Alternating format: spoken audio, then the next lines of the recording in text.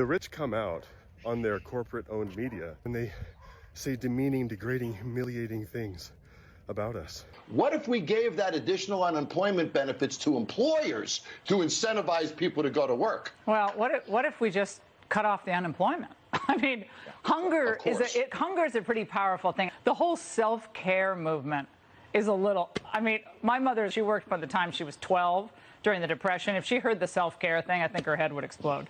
Because a hungry dog is an obedient dog. Well, if we're not causing people to be hungry to work, then we're providing them with all the meals they need sitting at home. That type of antisocial punching down, public flogging of the poor, public humiliation should be punished, and it should be seen as an offensive strike. That's how we should view those things. The cereal category, it tends to be a great destination when consumers are under pressure. So we're advertising about cereal for dinner. That was the CEO of Kellogg. His name is Gary Pilnick. Just eat cereal for dinner, like a college student. The idea that we should take advice from the CEO of Kellogg, which makes cereal. Why would we put him in a place to give us advice on inflation? Like, it's insane. It's an offensive, humiliating strike against the poor.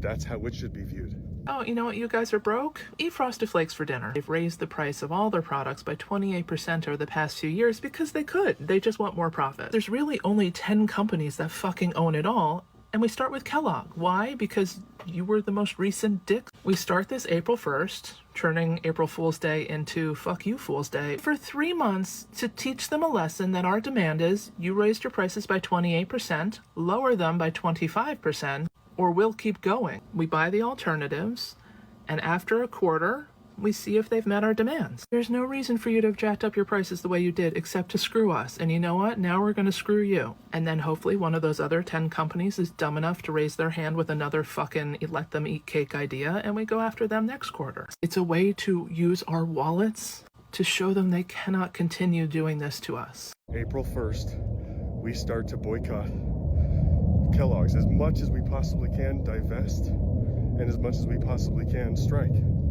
For 3 months. That's what we do.